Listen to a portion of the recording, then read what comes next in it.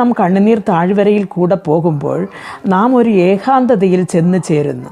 നമ്മോട് പലരും കൂടെ ഇരുന്നാലും അവരൊന്നും നമുക്ക് ആശ്രയമല്ല എന്ന് നമുക്ക് തോന്നിപ്പോകുന്ന ആ നിമിഷങ്ങൾ നമ്മുടെ ജീവിതത്തിൽ വരുന്നു. അപ്പോൾ ആ ഒരു കണ്ണുനീർ ഒഴുകുന്ന ആ കണ്ണുനീർ താഴ്വരയിൽ ഇരുന്നു കൊണ്ട് യേശുവിനോട് കൂടെ നാം ഒരു ഐക്യം വയ്ക്കുകയാണെങ്കിൽ ഈ കണ്ണുനീരിൻ്റെ താഴ്വരകളെ അവൻ നീർത്തടാകമായി അവൻ മാറ്റുകയാണ് ചെയ്യുന്നത്.